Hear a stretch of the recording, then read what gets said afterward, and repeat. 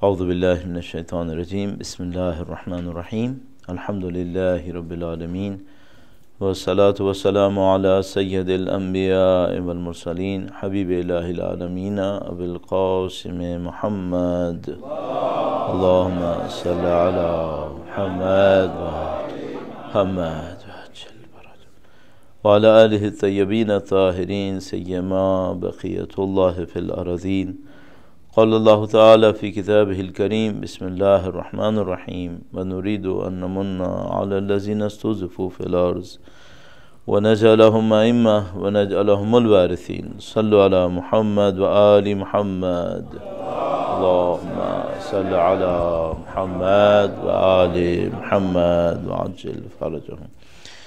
First of all, I would like to thank Allah subhanahu wa ta'ala for providing us this opportunity to be here on Friday night, night of blessings, night of bounties from Allah subhanahu wa ta'ala, to get all those blessings and bounties, and a special blessing from our Imam alayhi salam. Please recite another durood. Sallu ala Muhammad wa ali Muhammad.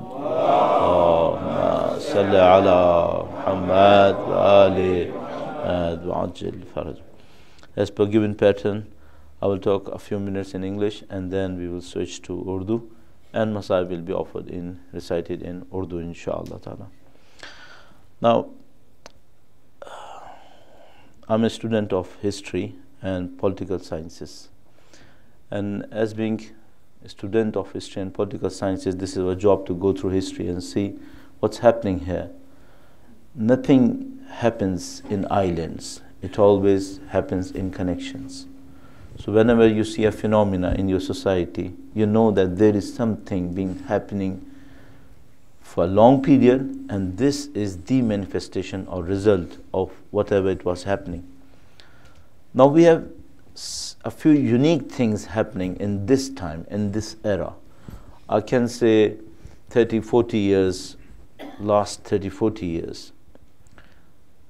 Being a student again, telling you that this is a unique era, this is a unique time. We never had such a time in our history, and especially if we think about Shia and Muslim, then we have a history of 1400 years. It is not that much. You know, we have cultures, those who have lived 4,000 years, more than 4,000 years. In Greek, the Greeks, which are very famous for history, they are not that much ancient. They are around 2,000, 2,500 years. More than them were Egyptians, then Persians, Indians, Chinese. They are more ancient. They have a very rich history, a very rich culture. But we, as Muslims, we have 1,400 years. And from those 1,400 years being Shia, it is very difficult to see when we were that much powerful, or even half of what we have right now. Our history started very strangely. First appearance of Shia, for example, after death of Holy Prophet.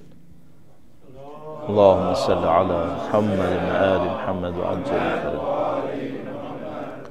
Al-Clear divide was observed, and we know how many people supported at that time Amir al-Mu'minin alayhi salam. You have wonderful lectures by Brother Khalil, and he's here, alhamdulillah. How many people supported him? We know, not even counted people. And then after a few years we had, or a few days I should say, death of Bibi Sayyida salamullahi alayha. Allahumma salli ala Ali Muhammad wa ajil. How many people could participate in her funeral? We know, not many, not a big number, not less than, I think not a dozen people even. Then we had Karbala. So how many people supported Imam? The famous figure is 72 people supported. Now we have different researches being done, And we know that this number might be different in different researches, but not more than 150, let's say. Okay. Then we had time of imama, different imam were coming, and all of them had this problem. Not many people supporting them. And we know at the time of our sixth imam, there is a dialogue between him and one of his followers from Kufa, who came to him and he said, Mawla, you have so many followers in Kufa. Imam said, how many? He said, might be 100,000. Imam said, 100,000? He said, yes, Imam, it might be 200,000 people supporting you. So why you're not coming forward? He said, I will reply you in a few minutes or after a while. Then they went out of Medina, he narrated, and he said Imam offered 2 rak'ah of prayer, for example, and we saw a few sheeps were there with the shepherd, and Imam said, if my followers were by the number of these sheeps, I would have come out and I would have raised my hand for bay'ah. And he said, I counted them, they were not more than 25, 30. For example, Murtaza tradition, I remember, might be the number was 18. So what's happening? Not many people supporting them. And then after few years, for example, after 100 years of that event, our Imam went into Ghaibah. Why? لِقِلَّةِ الْأَعْوَانِ لِقِلَّةِ الْأَنصَارِ, because not many people supporting him. Now, you have this type of history, and it kept going for 250 years. Always we had this problem. And then at the time of Ghaibah, different ulama used to come, and they were maraji, they were guiding people. And now you have this time, and I know there are more senior people than me here, and they can remember, I think, what we had 40 years back. I know myself, when in one of the events in Egypt, Anwar al-Sadat was killed there. When Anwar al-Sadat was killed there, I was asking myself, was he on right or wrong? And we were not aware. And before that, in early 70s, Shah Faisal was killed in Saudi, Hijaz.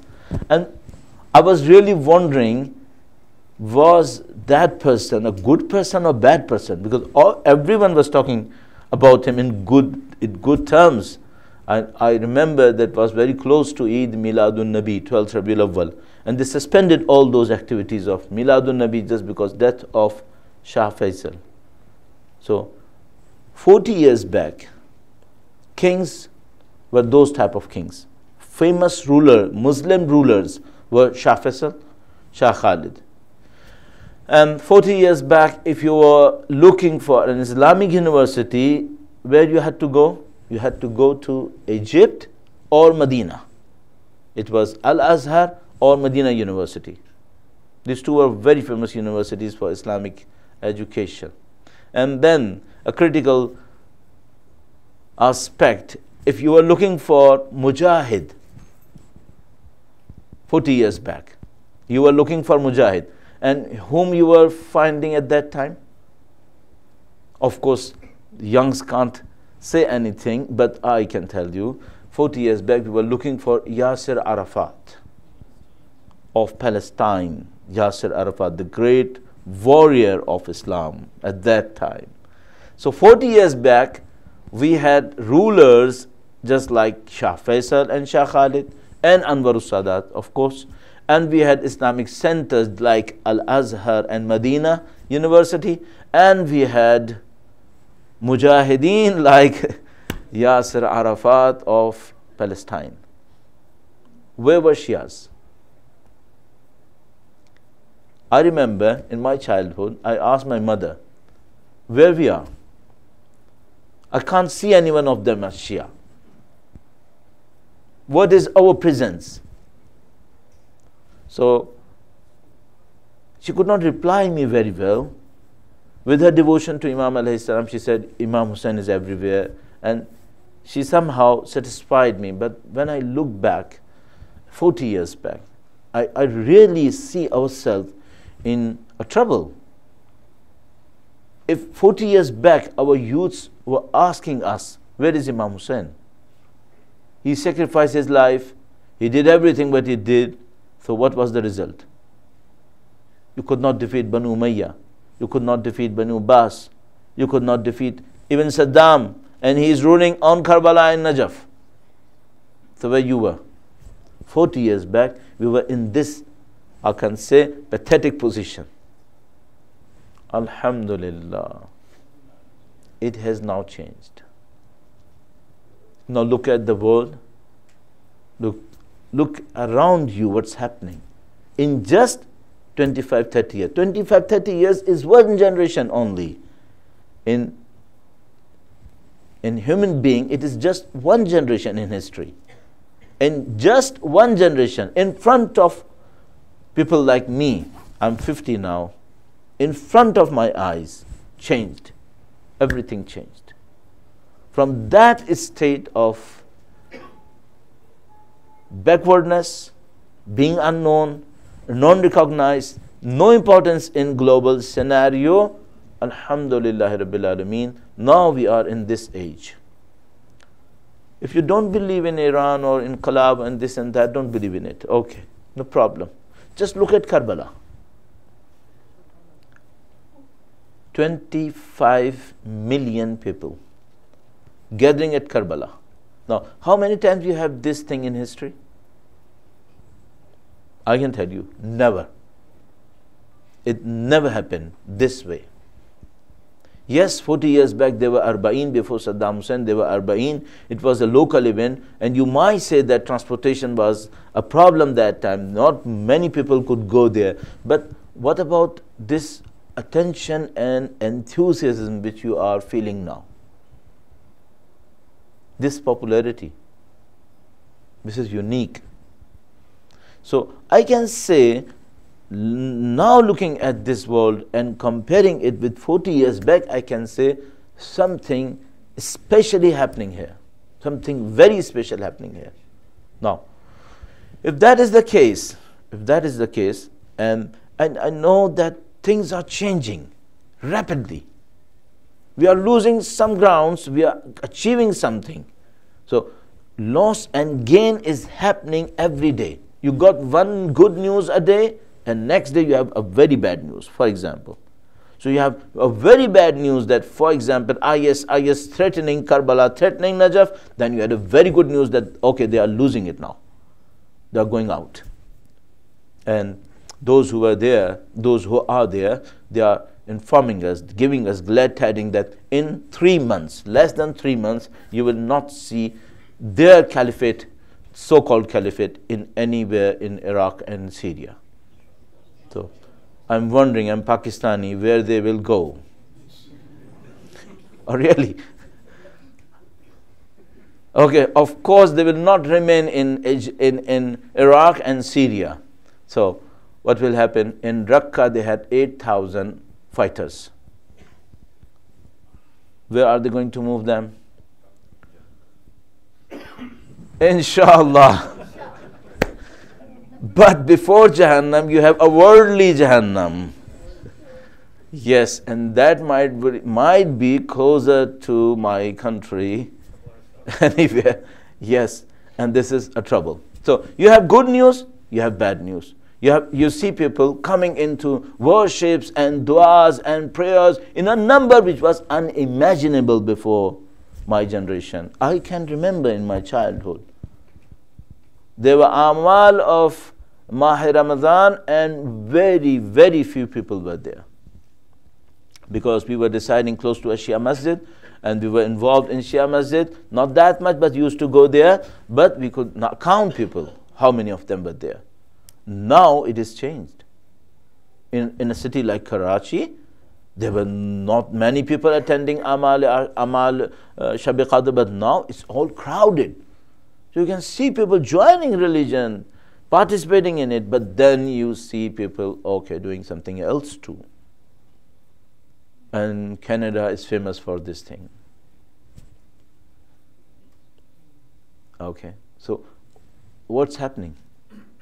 We have good news, we have bad news, we have very good news, we have unique news, we have changings. What's happening here? I think, in my opinion, we can feel that polarization is happening here. Complete polarization. So goods will become very good and bad will become very bad. That's it. So either you are in this camp or you are in that camp. So I think before this time, before this era, there was a large gray area between Muslims.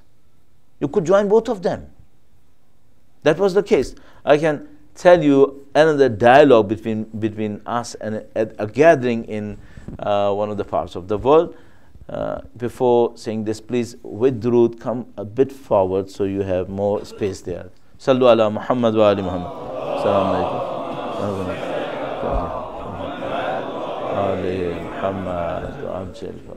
Sallu ala Muhammad wa ali Muhammad. Sallu ala Muhammad wa ali Muhammad. You know, we are very good with sitting for nights and days. Discussion, question, answer, Q&As are very popular. So we had a Q&A in one of the parts, in London, and there were senior people sitting there with me, and they were asking, they were discussing different things, and suddenly one of the guys says that I have a problem. I said, yes, what is your problem? He said, my son accusing me of being Bedin. My son tells me that you are Bedin, you don't have religion. He said, that is very strange. I said, this is very strange because we normally hear opposite of that. So fathers accusing their sons that they are not following religion. He said, no, in my case, he is accusing me. I said, why he is accusing you? He says, he tells me that why I miss Fajr and why I watch television. He says such stupid things he accused me of. So why I'm doing this, why I'm doing that. I said, it's not, I think there's nothing wrong with this thing. He's saying, why you miss your Fajr? You should offer your Fajr at time. So why you are watching, for example, but you don't have to watch? So why are you watching this? He said, Maulana, don't you know we did this, that for religion, we did that for religion, and after doing this and that for religion, now my son accusing me. So I said, how do you see religion? He said, we founded our center. When we came here, we were alone, and we had this center, beautiful center. We used to go there, and we had socialization, but okay, we kept religion in this way. And we used to go center, and we used to go somewhere else too. So one night we will go there, and another night we will go somewhere else. Now, this person has become very radical, and he has taken religion. I said, you started with a joke, and he has taken it serious. You started with a joke. We will keep both religion and non-religion practices together. And he became serious. And this is the ultimate result. In some of the cases, the guy who became serious will come to this side, and in most of the cases, the guy who became serious will go that side. One of them. And you took both of them. So this was your life living in gray area of Islam. But this is another life where you have to define your camp, come either this side or go that side. Nothing in between. So this is the characteristic of this time, I think. This is a serious time. You have to define yourself. You have to keep yourself on the path which you are following, either this side or that side. You can't move between them. And after a while, I think, as we are moving in the west and also in the east, we are moving ahead with things which cannot be accepted together. You know that. You know that. Issues of, for example, different type of issues, you can feel them. That now this is not the time of living in both worlds together. You have to choose one of them. So this is the era of transformation, confirmation of camps. And we have a wonderful tradition regarding appearance of our Imam. Sallu ala Muhammad wa ali Muhammad. Allahumma salli ala Muhammad wa ali Muhammad wa ajil. This type of change of camp or transformation, or you see selection of camps. We have a day in the events after reappearance of our Imam. Imam will reappear insha'Allah in Mecca on the day of Ashura.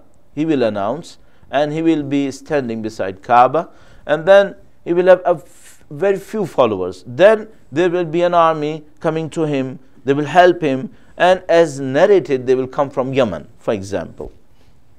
They will help Imam, and Imam will raise an army, he will defeat his enemies, and then he will move towards Kufa.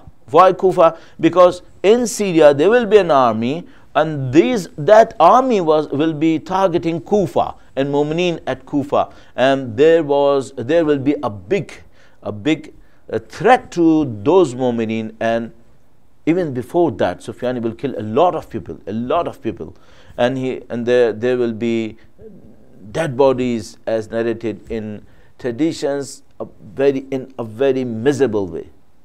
I can say, and miserable might not be the good word, but very heart-touching.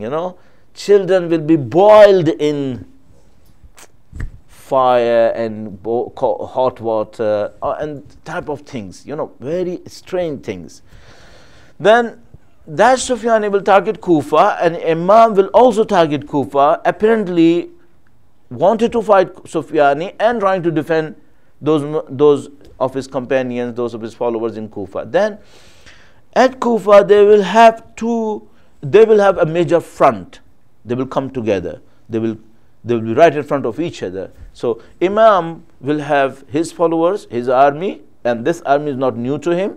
That army has spent many months with him before reaching Kufa, and Sufyani will have his own army, and that army will also be a very experienced one. They have spent many months or might be years with Sufyani, and now both of them right in front of each other. Now a very strange thing will happen. A few guys from Sufyani, his camp, will move towards Imam. They will change their mind. They will come to Imam, and this is not very strange. Stranger thing is, a few people from Imam will move to Sufyani, and that is very strange. Why after so many months? If they were not followers of Imam by heart, why they took that much time? Why it took them months to decide, and then at the most critical time of these events they changed their heart and they went to Sufyani. This day is called Yawmut Tabadul in traditions. So this is a significant day. This is a remarkable day in traditions. They called it by a name, Yawmut Tabadul. Now, why this happened? Why? My question is not on Sufyanis. They came to Imam. Yes, they could come as Hazrat Hur came. But why these guys went there? So people say that in interpretation of this event, they say that, okay, you have certain qualities. People have certain qualities in their spirit, in their soul, and they have something in the depth of their soul. Sometimes we bury them. We dig very deep, we bury them, and we forget. But unfortunately, Amal, good or bad, cannot be forgotten. Only Tawbah can remove it. Otherwise, no, it will be kept buried. You don't know it, you have forgot, but they are there. And they will act accordingly, unfortunately. So those guys who changed their mind at that critical time had, unfortunately, this type of issues in their soul. It was buried very deep. They could not remove that. It was with them, and at that critical time, it just popped up. And he said, okay, you have to move now. You have to go there. La yamassuhu illa al-mutahharun. Regarding Holy Quran, the Holy Quran says you can't touch it. No one can touch it except the purified ones. This is the case with imamah. At a critical time, these impurities will pop up and you can't stop them at that time. We need to remove them now.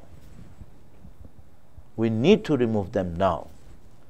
Burying them, forgetting them, putting a weight on them, or with cosmetic ibadats are not going to help us. We need to find out our soul. We need to find out. How can we find out? Now, these were words, now practices. How can we find out? Look at your preferences. Look at your desires. Look at your objectives. Look at your priorities of life. Are these desires, objectives, priorities in line with that of imamah? Or it's a mix of something from here and something from there, as I was narrating two nights before, 2 days back in the Majlis, khutbah number 50 of Imam, zighsun min haza wa zighsun min hada fayamzijan, then they mix them, wa hunalika yastawli shaitan, and then shaitan rule over his followers, and they become his eye. Shaitan sees, watches with their eye. Shaitan speaks with their tongue. Why? Because this shaitan is deep down there. They buried their sins, they buried their qualities, unfortunately, but it is here. So now, can I wait for the day of reappearance?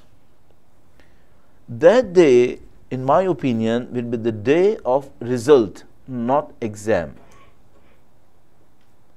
It will be announcement of result, and then everyone will get whatever they deserve. It will be too late at that time, very late. So in my opinion, we have to work now. We have to work now. And what I need to do, I need to check my priorities. For example, giving you an example how this appearance can be deceptive for you and myself too. And I think worst deception is by what we deceive ourselves, not others. If I deceive others, it is easy. Why? Because I know I'm deceiving. But when I deceive myself, after 2 or 3 times, it becomes reality for me. I can't remember that I was deceiving. I was just portraying. I think that it has become myself. No, I was just portraying. For example, I'm speaking to you on Mimbar, and you might show me some respect.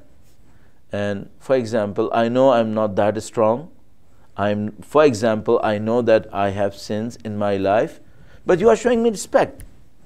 And I know that I have some type of intentions of getting this and that benefit too, beside being a zakir of Imam Hussain alayhi salam. I know these things happening in my mind, but I'm not showing it to you. And you are not expecting it from me. You're showing respect to me, and I'm looking at your respect. I'm feeling that I am zakir of Imam Hussain. So what about those two intentions, fame and power, and for example, financial benefits? I buried them. You showed me respect. I deceived myself. You were deceived, and I deceived myself that I did that for Imam Hussain alayhi salam. So what about those intentions of financial benefit and this and that? I just buried. So with this deception, I will call myself Zakir Imam Hussain, and I will keep myself on that high status. And at a time of test, I was assuming myself as Zakir Imam Hussain. I was ignoring my intentions. But at the time of test, these ill intentions will pop up. How can you get rid of that? You buried them. It is you. You can't get rid of that because you have never denounced it in yourself. You never went against it. You accepted it. So just look at your priorities and try to understand your buried self. And this is the most difficult task in our life. Understanding yourself. And that's why we have so many traditions, countless traditions regarding istighfar. Do istighfar. How do istighfar? Just say astaghfirullah. That's it? No. Try to remember your life. Count every sin, every sin. With every organ you have done, with your eyes, with your tongue, with your feelings, with your emotions, with your appearance. Count them. Right from the earliest of your age up to now, count them. Why? Because they are not forgotten, they are buried. And these are amal, not bodies. Bodies get lost in earth, but amal never. They live forever. Except you remove them by tawbah, except you do something which could give you some sort of compensation against that thing. So, this is the problem of this time, that we are in a type of test. Why are you here? Why am I here? For example, none of us belong to this earth. None of us belong to this part of world. Why are we here? What are we looking for here? Why Allah brought us here? I cannot say there is no third path, there is no third option, but two most prominent options. Number one, He has thrown me out of the real game. One, He has sent me as a delegation to another part of the world. Why these two? Because in my opinion, it is difficult to have neutral venues in this time. Reappearance of Imam and the change at that time will not be a regional issue. It will be a global issue. None of the traditions gives us the impression that it will be regional. It will be global. If it is global, why am I here? So, is this that I'm trying to get myself out of the main event? Because we know that main event is happening there, so I kept myself away, so I might not face the problem, might not face the trouble at that time, or I might be a messenger. I might be someone who has a message to deliver somewhere. Look at your priorities. Look at your choices. Look at your desires. And then you can decide yourself, are we on the path? Are we sharing the path of Imam? And the last thing, sometimes I think about this movement, which is happening, alhamdulillah, in Arba'een. As I said, they gave this statistics. This is generally unacceptable, but they give this and they say that it is proven. 25 million people. It's a very big number. Very big number. But they say that it is proven, and a lot of people saying that yes, it is proven. I'm not an expert of statistics, but even those who are expert, they say that okay, this is proven. 25 million people. Now, can I say that all of them have same intention for moving towards Karbala? For example, a few days before Arba'een, all of them moving towards Karbala, and you know how many of them moving towards Karbala. Now, Can I say all of them have same level of intention? Of course, no. They are different people. They have different understandings. They have different level of intelligence. And how can they come on the same level? Now, for example, just give you an example. For example, a person who is a manager, marketing manager, for example, or manager of supply chain of a big company whose product is being used at that time. And he is also moving towards Karbala at Arba'in to see how his company is performing, how was his marketing, how was his supply and chain, He's moving towards Karbala, yes. He wants to reach Karbala on Arba'in, yes. He has some sort of enthusiasm, yes. He is looking for something, yes. But are these two guys, one who is going for Imam Hussain and one going for marketing, are they on the same level? Entirely different. On the same path, same objective, same time, same type of flair on their faces, but absolutely different. Absolutely different. I have a feeling that if we don't prepare ourselves for this test,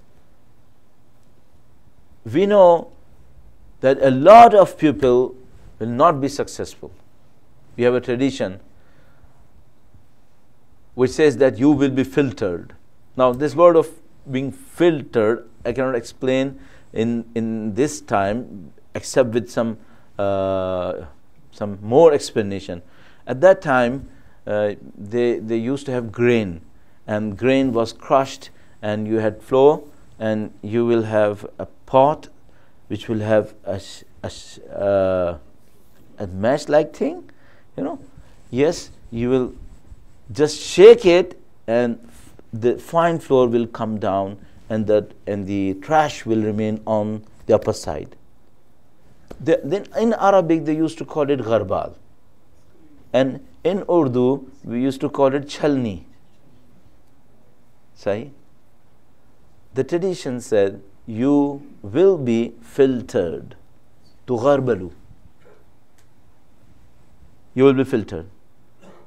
And it says that very, very few of you will remain there. All of them gone. Very, very few of you. The tradition gives an example. It says that from grain, only the shell of grain will remain and rest will be gone. Rest all gone. They will be useless. Now this is my fear. This is not a time to keep us satisfied that we are doing good. This is the time to go inside, find all what we have buried, our desires, our priorities, our objectives, our like and dislike, whatever we have buried. Don't deceive yourself. And try to be as pure as possible. What are the symbols of being pure? You don't have to hide anything. Sometimes we are in front of an enemy who is threatening us. We hide something. And sometimes we are in front of a friend. There is no need to hide. Sometimes you are in front of, for example, a zari, a shrine, and you are talking to Imam alayhi salam. Can you recall your past? Who you are? Or just touching the zari, you don't want to see what you have done.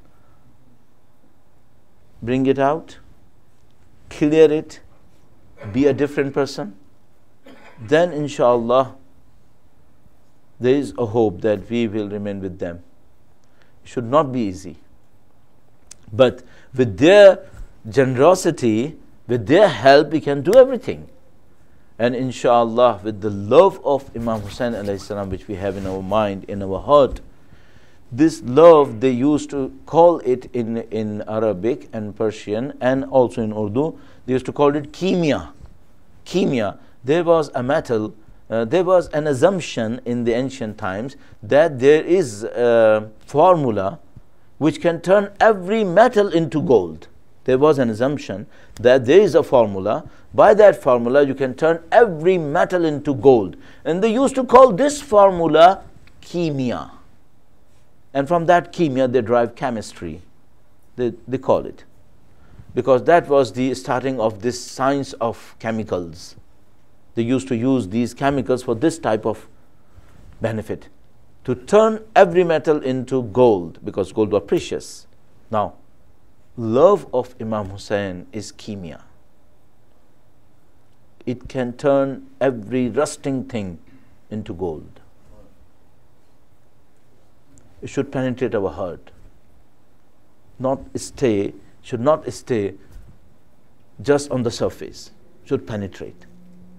Our life, objectives, desires, like and dislike should be according to Imam alayhi salam. Then we can say, okay, Hussainiyat has penetrated in ourselves. A person was newly Muslim, a friend of mine met him and he said, why you became Muslim? He said, I'm impressed by Imam Hussein. He said, so what you can do for Imam Hussein? Can you do anything for Imam Hussein? How you became Muslim? He said, yes, I'm trying to do something for Imam Hussein. He said, what you are doing? He said, I want to become Imam Hussein. He says, it's a big claim. You want to become Imam Hussein and you are just newly converted or enlightened or reverted person. So how you want to become Imam Hussein? He said, I'm not an expert of Islamic sciences and I'm not an expert of Islamic history either. But I have one feeling, it can change me towards Imam Hussein. It can take me towards Imam Hussein. I know Imam Hussein is something, a great status, has a great status. So what you are going to do? He said, whenever I decide, and this is my final words in English, whenever I decide something, I ask myself, if Imam Hussein was here, what he was doing? What he would have preferred to do if Imam Hussein was in such condition as mine? Then I do what my mind said, that it was the selection from Imam. And I know who is Imam. I know he will never choose anything inferior.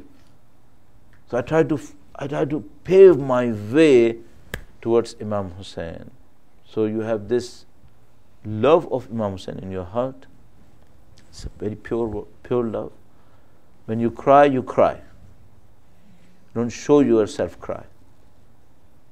You know, children are beautiful in their habit of not pretending something. They are pure. When they cry, they cry. They don't show that they are crying, but they are not crying. No, they cry, really cry. As far as they are children. But I say in our society, we don't keep them, we don't let them be children for a longer time. We are shrinking their childhood. How? We are teaching them how to be two-person. Show something, be something else. We teach them very quickly. But as far as they are child, they are very clear. They cry, so they cry. And this love of Imam Hussein is wonderful. It gives us that type of purity, gives us that type of feeling, innocent feeling. So now, inshallah, I will recite a few sentences in Urdu for Masahib Imam Hussain alayhi salam. Sallu ala Muhammad wa ali Muhammad. Sallu ala Muhammad wa ali Muhammad wa ajil faraj. इस शब जुमा इस एतबार से बहुत अजीब है कि शब जुमा पर कहते हैं सब लोग इमाम हुसैन के रोज़े पे जाते हैं। जितने भी आइम्मा हैं, अंबिया हैं, औलिया, औसिया, शुहदा, इस सब लोग इमाम हुसैन के रोज़े पे जाते हैं। और कुछ है वहाँ पर कि जो शब जुम्मा होता है, ये मुझे मालूम है कि रूह दो जगह भी हो सकती है, एक रूह दो जगह पे हो सकती है, ये रूह के पास ताकत होती है, कुछ रूहों के पास। लेकिन ये अजीब बात है कि सब लोग इमाम हुसैन के रोज़े पे जाते हैं शब जुम्मा। अब इसका मतलब क्या है, ये इंशाल्लाह जब मैं और आप मर जाएंगे तो हमें पता चल जाएगा। کوئی انشاءاللہ نہیں کہتا ایسی باتوں کے اوپر، سب خاموش ہو کے بیٹھ جاتے ہیں انشاءاللہ۔ امام نے جب دیکھا ان کے اصحاب عاشور کے دن 23 سے جا رہے تھے تو انہوں نے ایک جملہ فرمایا، اور انہوں نے کہا مل موت الا القنطرہ، موت ایک پل ہے، ایک پل، یہاں سے رکو گے یہاں پہنچ جاؤ گے، اور زیادہ کچھ نہیں، مل موت الا القنطرہ۔ پھر کہیں پہ لکھا کہ موت انسان کے مقدر میں لکھ دی گئی ہے، اور اتنا خوبصورت مقدر ہے جیسے کسی جوان لڑکی کے گلے میں ہار لگا ہوا ہو، کہیں خوبصورت ہے، اسے ڈرنے کی کیا ضرورت ہے؟ لہذا سید الشہداء کے کیمپ میں جو بڑی عجیب بات تھی وہ یہ کہ لوگ مرنے سے ڈر نہیں رہے تھے، مرنے کے لیے بےتاب ہو رہے تھے، چاہ رہے تھے کہ جلدی مر جائیں۔ اچھا، یہ چاہت اس لیے بھی نہیں تھی کہ وہ مصائب سے جلدی نجات حاصل کرنا چاہ رہے تھے، نہیں، امام کو اکیلا چھوڑنا ان کے لیے مشکل پڑ رہا تھا، امام کو اکیلا نہیں چھوڑنا چاہ رہے تھے، لیکن اس کے باوجود موت کی کوئی ایسی اٹریکشن ان کو نظر آ گئی تھی کہ وہ روک نہیں پا رہے تھے اپنے آپ کو، اور امام حسین ان کو روک رہے تھے، کہہ رہے تھے اتنی جلدی مت کرو، تھوڑا رک جاؤ۔ یہ بہت کریٹیکل ٹائم تھا جب امام کے لشکر نے لشکر پہ حملہ کیا، زہر سے پہلے لشکر کے کافی لوگ شہید ہو گئے تھے اس پہلے حملے کے اندر، 30 کے قریب میرے خیال میں افراد 70-75 لوگوں میں سے اسی حملے میں، پہلے حملے میں شہید ہو گئے تھے۔ تو جب پہلا حملہ واپس ہوا، واپس آئے حملے کے بعد تو کافی لوگ کم ہو گئے تھے، ان لوگوں نے دوبارہ فارمیشن کی اپنی، جو رائٹ لیفٹ اور مڈل بناتے ہیں، سینٹر بناتے ہیں، دوبارہ فارمیشن بنائی۔ امام نے کہا نہیں، رک جاؤ، اب یہ نہیں کرو، کیوں؟ اب تم اگر اگلی دفعہ حملہ کرو گے کوئی نہیں بچے گا یہاں پہ۔ تو انہوں نے گیم کو، رولز کو چینج کر دیا، کہا ہم لشکر پہ لشکر حملہ نہیں کریں گے۔ اب انہوں نے معاملے کو اور ٹف کر دیا، کہا اب ایک آدمی سارے لشکر سے لڑنے جائے گا۔ شہادت کو انہوں نے ایک اور رنگ دے دیا۔